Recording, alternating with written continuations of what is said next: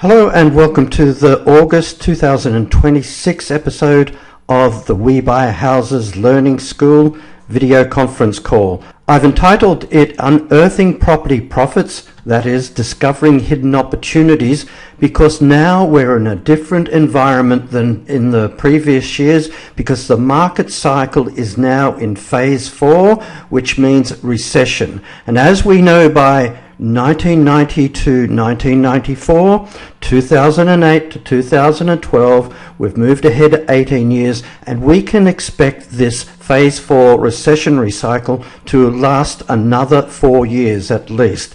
So what we did previously, we're going to have to adapt, and quite often the property investors of today are not the same of those of yesteryear. So what is happening on the market today is new for many people, especially people with not much experience.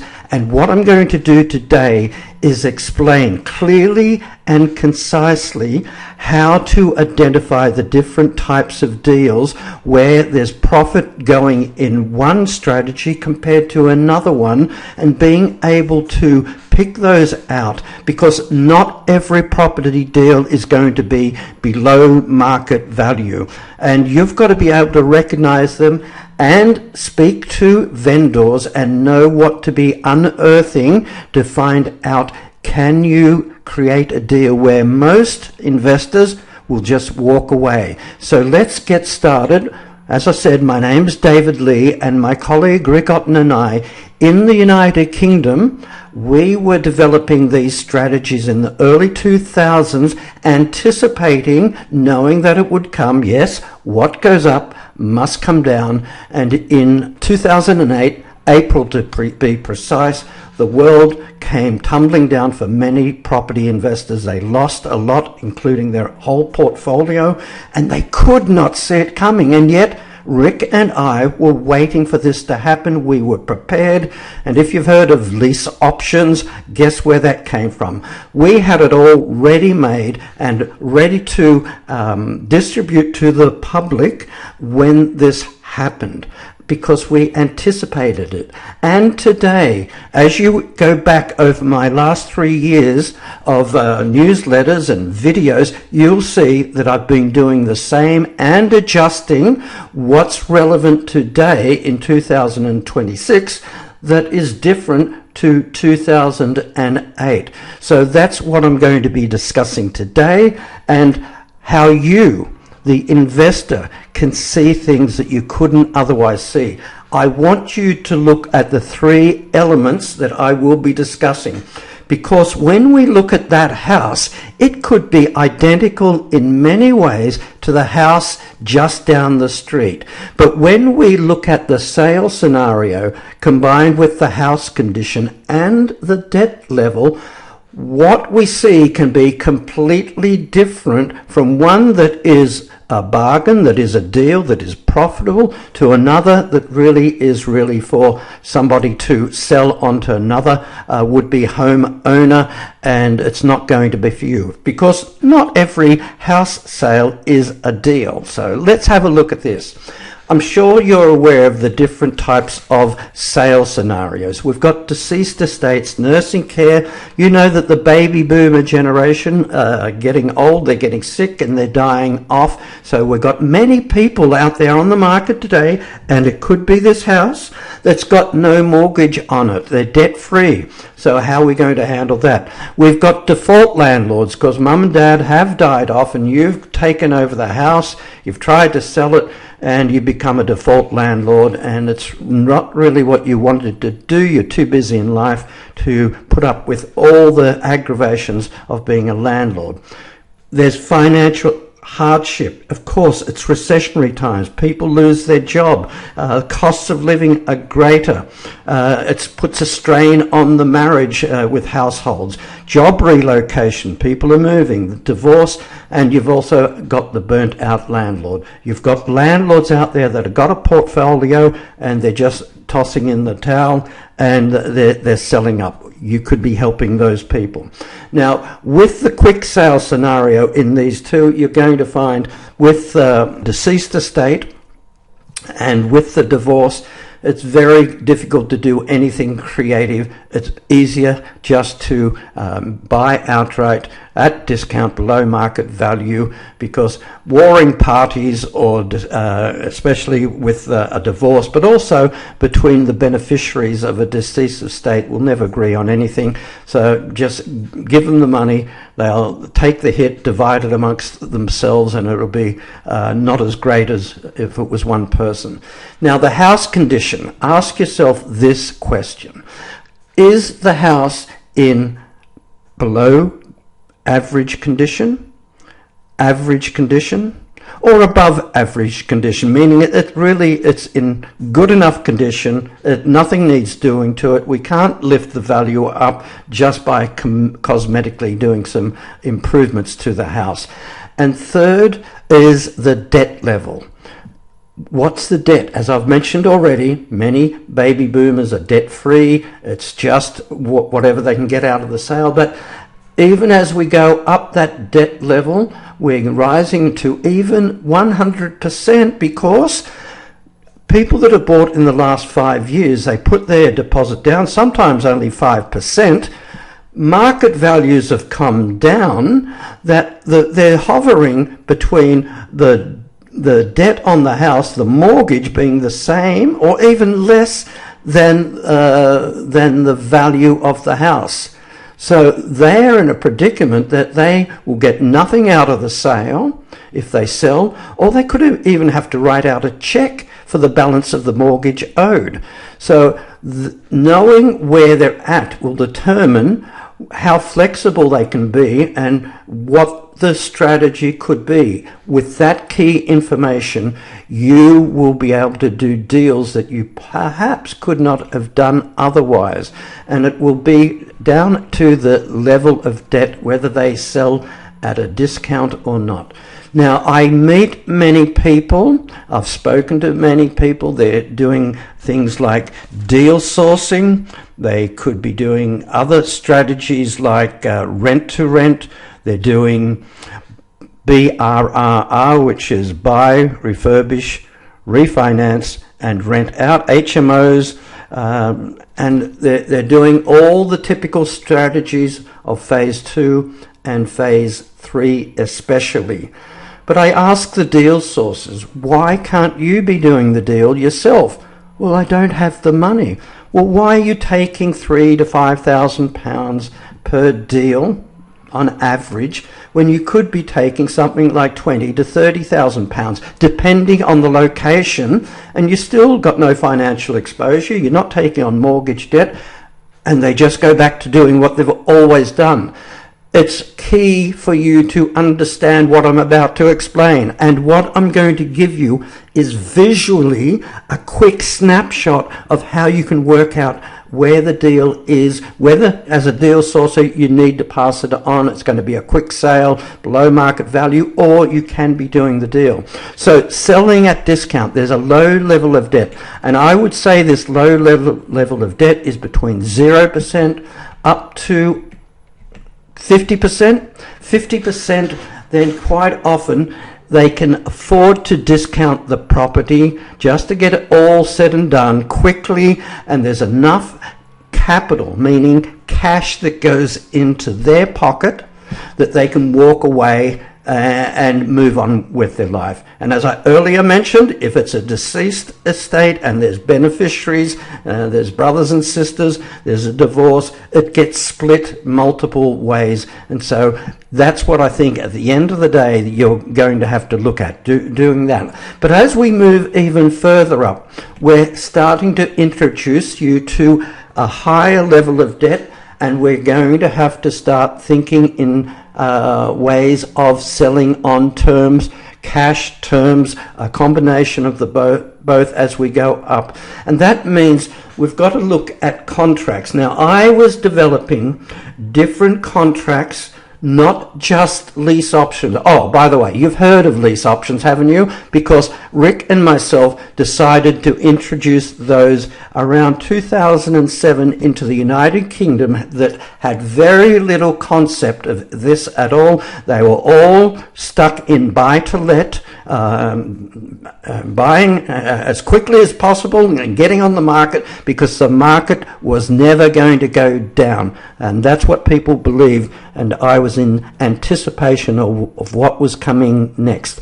And we're there as well at the moment. Now people are aware of some of these strategies, but we did not release everything to the general public. And that's why I've got a closed community, because what I will be explaining in the We Buy Houses Learning School, I'm not going to stand on stage and talk about. Yet understand, please, when I did all my different types of strategies and transactions, I was represented by a solicitor. The person on the other side, the seller, was also represented by a solicitor, and we all put the transaction together from start to finish. Now ask yourself this: are you going to do the same? Are you happy and feel secure if somebody is representing you legally and somebody on the other side? Or do you think it's more convincing to stand on stage and have somebody, some smarty in the audience, try to turn off the audience by saying something negative? So I understand human nature, how people think.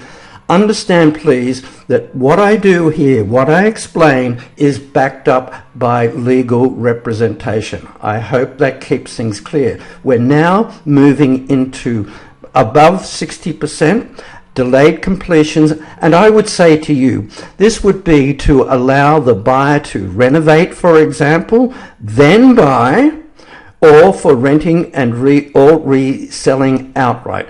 So for example, if I'm the seller and I've got 50-60% of debt or even more on the house, that discount that I was able to absorb with lower debt, that was a bit more easy for me to do.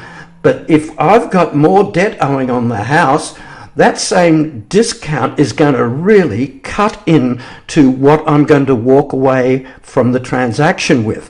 So I would be suggesting to the seller, and I'm saying if there are some cosmetic changes that can improve the value and make it more efficient, can we please have a delayed completion? You're going to have to move out for a period of time before we complete the transaction, but quickly and efficiently, I will bring that house up. Remember, at this stage, even if it's an exchange of contract, there's been no mortgage on the place. We're going to bring the value up. I've paid no stamp duty, so this has got a financial benefit to the future purchaser. Could be you, could be somebody that you're presenting the house to, and they in fact could resell that on the open market without ever buying it, and therefore there's no stamp duty, which can be quite a lot if it's in London. All I'm doing is throwing some ideas at you so that you can understand how there can be benefits when you're selling on terms. You could complete the purchase and then you incur the costs as mentioned, the stamp duty and also the deposit of 25% if you're getting a buy-to-let mortgage, for example, but you've increased the value immediately. But we're starting to go up, and there's even less and less equity, cash bit in that house. And by the time you deduct the solicitor's costs and any other moving costs like that, you're potentially walking away with nothing, or if it gets up to 100%, you could be paying to complete the mortgage, because there's an outstanding amount that's got to come out of your check account. So therefore, at this stage, I would say between above 80% to 100%, I'd be looking at an assisted sale. Do you hear what I'm saying? Did I say this is an option agreement? Did I say this is a purchase contract? I haven't mentioned anything. There are a variety of tools you could be using. I'm calling this generically an assisted sale. We are the joint venture partner of the sale with the seller. And this is where vendor finance comes in, because there is a mortgage on the house and we're just making use of that. Now, contrary to what you will hear across the UK in trainings, because many people that trained lease options have been students or students of our students, they are doing passive selling on a lease option. They're doing it over years and years and years, and really a lease option is not the tool for an extended period of time. It's a contract that you need, and you want that future buyer to be highly focused. It is a very specific direct sale to a future buyer, and instead of no, not over 5 years, whatever, as I hear, so it's like put a little bit of money down, pay a little bit extra every month, and quite often a lease option will fail 50% of the time. An assisted sale with a contract is getting people with the mindset and the finances to put down a substantial commitment up front. Does that make sense? And we're getting the transaction through in a very limited period of time, which is acceptable for all parties, and you can cash out with the differential because you're assisting the seller, even though the seller has moved on, but the mortgage, his mortgage, is still in place at the time. So look at these three, see if it fits into the sale scenario, house condition, if there's upgrade on the value that can be done, and the level of debt, which is making one strategy over another the one you should be looking at. Is that very clear? Please take that template, that imagery, put it into your head so that you're asking the right questions to the seller. You understand the circumstances. That's it in a nutshell. I explain these strategies, the concept, the communication in the book that was a #1 bookseller that I've had to retitle to make it more user-friendly for you so you don't get off track. The How to Control a House for a $1 deposit with no mortgage needed. Let's go directly to my webpage. Here we are. Have you ever wondered how to start property investing in the UK with little money and still make a profit without buying or borrowing? Okay, everybody wants to do their strategies that they've been used to for phase 2, phase 3, but not for phase 4. Let's move down. Here I am explaining typically to investors these strategies. They're either confused, they're open up to what I'm saying, but quite often they just go back to what they've always said and done. So just go down to here, click on the button. You will get to see, hear, and read what I'm talking about, so it all makes sense. But if you would like to join me and we share transactions, get backup from me once a month on the transactions you're working on, I explain in this series how to do exactly what you need to build up your business, market yourself, get people to know and understand you, and we can work together on transactions. It will cut corners. I know exactly what's needed. So if you've come from this background, rent to rent, rent to SA, comms to residential, buy to let, HMOs, BRR, purchase lease options, and you can't follow exactly what it is to understand vendor finance, creative strategies, the free course will get you up to speed, but once you get into the We Buy Houses Learning School, then you can apply it. We are in phase 4. It's going to last for the next 4 years at least. And no, you don't have to pay, like is out on the market, $25,000, $20,000, $15,000, $10,000 for a 12-month mastermind course. This is a virtual mastermind course with me there as backup, £49 a month, cancel anytime. I've automated everything. I've taken the business building from myself, shown you how to do that. There's half the content is there, and the other content, the other half, is Rick explaining the transactions from a British perspective. I hope that's grabbed your attention. Go there, join the free course, but better still, go out and take advantage of the training that's really what people have been paying thousands for £49 monthly. And there we have it. That's another month. I hope that's opened your eyes on how to be looking at creative transactions in this recessionary cycle of the property market cycle, which is phase 4. This is David Lee. I'll speak to you again next month.